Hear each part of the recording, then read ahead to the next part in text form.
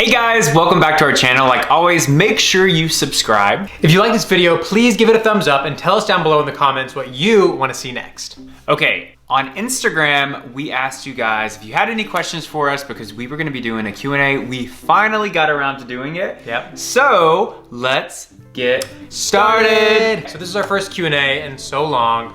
We're just gonna read directly from the phone and choose a couple of questions. You guys asked some really good questions, so yikes. Some really juicy questions. They were pretty juicy, so let's take a look here. Well, okay, so why don't we start off with kind of a heavy question. So actually this is Terry. Hi Terry. So Terry asked, since you are both working from home, do you feel you need time apart sometimes? I'll let PJ answer that.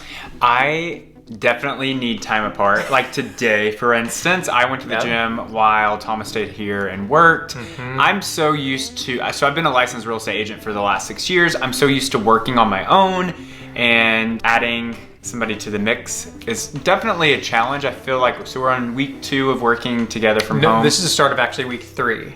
Okay. Yeah, so it's already been, they've flown by. So we are working out those kinks. It's hard to go from not working with someone to working with someone, but I do think it's healthy to have some time apart, so yes. I agree, yeah, I think it is too. As much as I love spending time with him, I would be lying if I said no. Yeah, last week he went and had appetizers with a friend, so we do try to schedule things separately. We're still navigating it though, it's brand new. This is kind of a fun one, and by fun I mean kind of silly and pointless, but it says, if you were a fruit, what would you be? I'd be a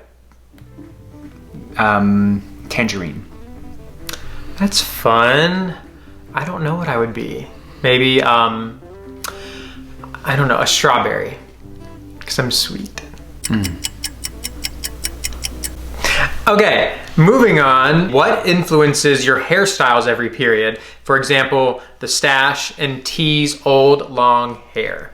That's a good question. So I think that we go through periods where we get really bored really easily with our hair. That's why I usually grow mine out really long and then cut it really short and start the whole process over again.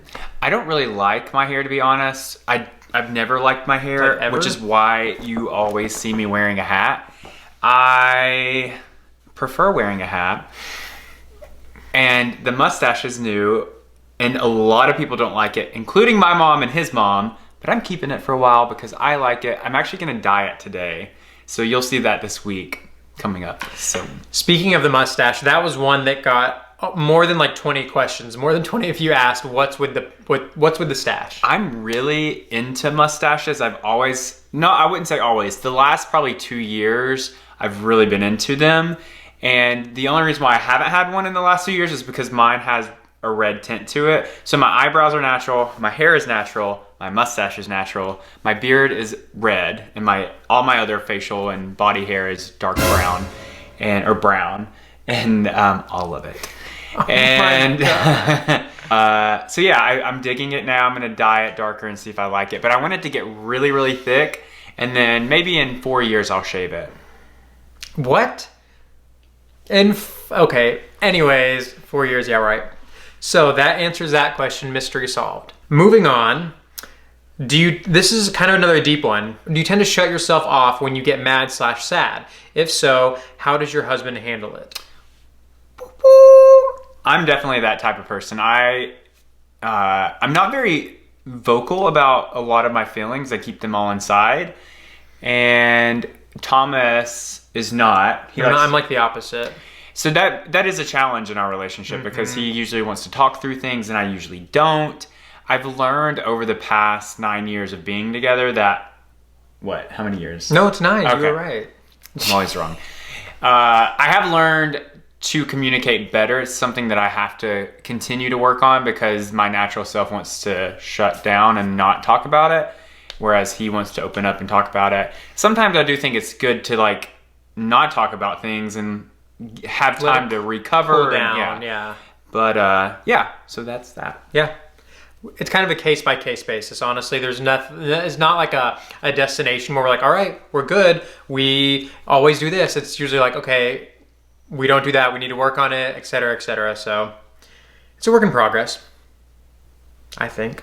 All right, so this next question is actually one that we've gotten so many times over the years. We've never fully directly addressed it, but it's always something that you guys ask us. So why don't we go ahead and jump right into that? It says, they asked, could you talk about your views on monogamy? I'd love to hear your thoughts and principles.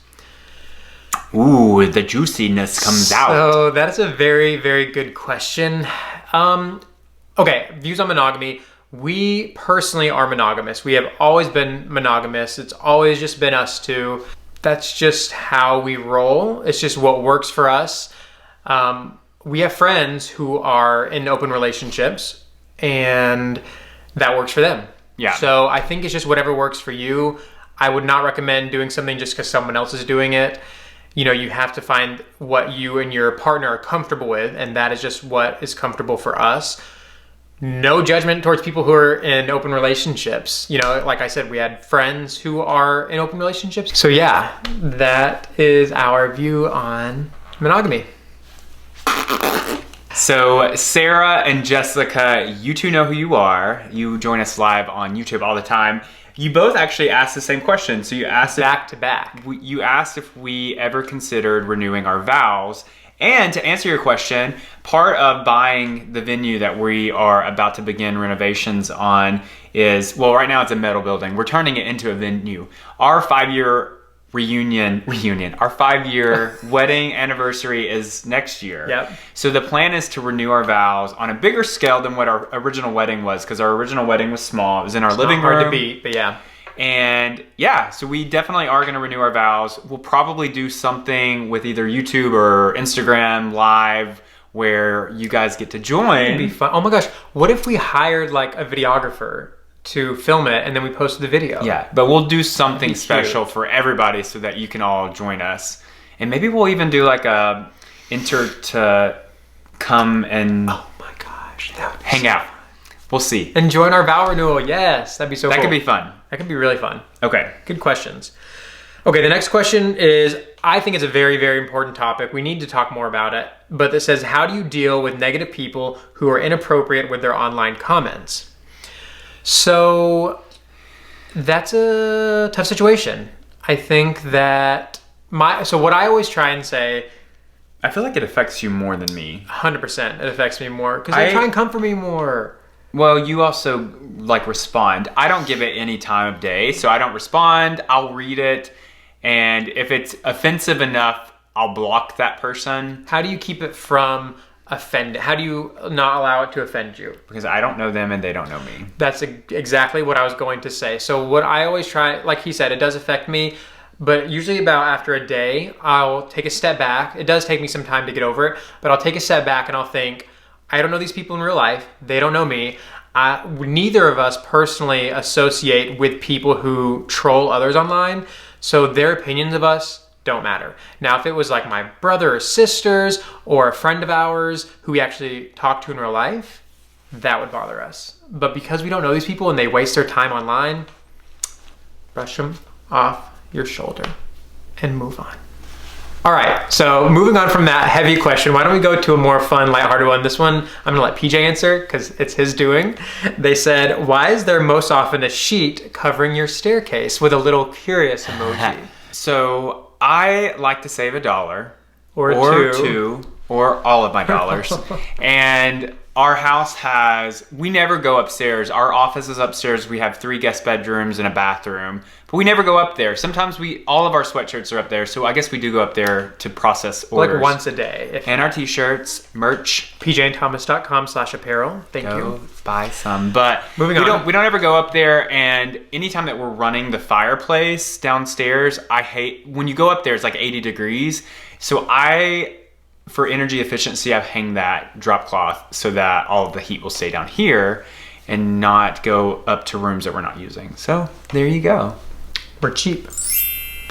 So this is a good question. Alejandro said, do you enjoy living in a small town?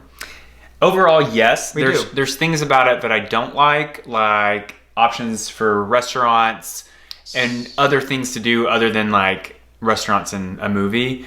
And sometimes people have they're small-minded people, yeah, and they're not as accepting, but Yeah, but on the flip side of that, I like staying around in a small town in a small town. Where? I like sticking around because I feel like it shows that you can be out of what small town norms are, and this is just kind of rambling. Overall, we like living in a small town. Yeah. There's a few things that we would obviously like living in a bigger city, but it's affordable. It's cheap. The type of house that we live in would be a lot more expensive if we lived in a different city. So, and you can travel more because it's inexpensive to live here. And and then I feel like you get away with more because you know the people at the grocery store, like you know the people at the pharmacy, and get away with more. Yeah, like say you forgot your card, and I've done this before. I forgot my card and I had to run home and get it. And normally they would be like, no, but because they know who I am, they're like, oh yeah, that's fine. Just go get it and come right back and pay. So yeah, you catch certain breaks. Okay, next question. How do y'all balance friend and family relationships with vlogging / social media? I think that's an interesting question. I don't know. We just do. I mean, sometimes we'll be filming and my mom especially is like, will you please turn that camera off and stop filming me? I don't want to be on your Instagram or Facebook. Or she's gotten better recently, but I think at this point, they just kind of expect it from us. Like maybe sometimes we'll ask my sister to take a photo of us, or we'll ask her to be in our vlog or whatever. And I mean, we're 4 years into this, so I think they're just kind of used to it by now, and it's not a big issue. All right, so this next question is a very good question. They ask, does PJ ever wear a shirt? To answer your question, no. He does not. Okay, so let me just talk to you guys about why you always see me shirtless. Yep. Ever since I was a kid, I've never worn socks, a shirt, and usually I would just have on like shorts. That would be it. From kid till adulthood, and now that I own my own house and I am most comfortable in just my underwear, whenever I'm home, I'm usually just in my underwear. And that's not to be sexual, it's just because I'm naturally very warm, like my body stays really hot, and the most uncomfortable thing for me is to be hot. That's why whenever I fly on airplanes, you guys have seen it on Instagram, I'm wearing sandals, I'm wearing shorts and a t-shirt. Yeah, it could be 20 degrees outside and that's his uniform. Yeah, because I'll get on the plane and I'm sweating to the point where I have to get water just to put on my skin to cool off. So that's why I'm never wearing a shirt when we're on like stories and it's funny to be himself, which everyone wants, people online to be more of themselves. He would actually have to put a shirt on. Yeah. So a lot of times in our stories, you guys don't see it, but he will put shirts on because he's like, oh crap, I'm shirtless again, and somebody's gonna say something. Yeah. So, but I'm comfortable not in my shirt and not in my shorts and not having socks or pants. And it's funny. I'm the exact opposite. I'm like in a sweatshirt with my pajama pants on. You'll cover up and say, turn the fan on. And I'm like, take the blanket off of you. I know, but I just love being like warm and cozy and covered. It's a comforting feeling. Yeah. But so there you have it. He never wears a shirt. This is the final question. I wanted to end on a really sweet, positive, uplifting note, if you will. So they ask, what is the one thing that moves you deep inside about the other? Question is for both of you. So for me, the one thing that moves me very deep inside of PJ is, see, he's hot right now, is how hard, is what? Oh my God, you're about to be dirty. The one thing that moves me deep inside of PJ, what? Okay, keep going. So for me, it is how dedicated and hardworking he is. That's one of the first things that actually attracted me to PJ, besides his looks, is that he is extremely hardworking. Whenever he gets an idea in his head, he doesn't stop until it comes to fruition. And I really respect that because I'm not always like that. And so to be married to someone who is and who constantly pushes me to be better and to work harder is something that is never lost on me, and I constantly look up to him. So that's probably my favorite thing about you, is that you're hardworking and dedicated. Thank you. That's You're sweet. welcome. For me, with Thomas, I would say that seeing how kind he is, not only to me, because obviously he is, but to his friends and his family, he is the type of person that you want on your side. He will do anything for the people that he loves, and he is the most kind person that I know. And I truly do mean that. But I think just seeing how kind he is and how caring he is and how loving he is and supportive. If I didn't have that support system, I wouldn't be able to do the things that I do and be successful at the things that I do, because I have him to fall back on, and he's there to cheer me. He's like a cheerleader for everyone that he knows. Unless it's something that he doesn't agree with, and then he's the one that's like, don't do this, don't do this. I'm the first to call them out. Yeah, that's true. But yeah, so that would be mine for him. You're sweet. Well, I love you too. That concludes our video. Thank you guys so much for asking these questions. There's so many more. Maybe we'll make another one. Yeah, we'll have to make another one, because we had a lot of questions.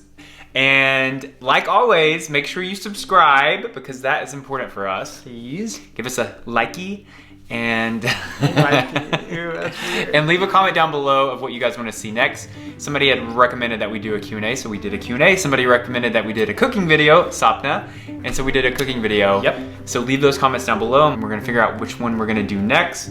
You know where to find us. We're on Instagram at PJ and Thomas. We're on Twitter as PJ and Thomas, and on Facebook as The Property Lovers. Until next time.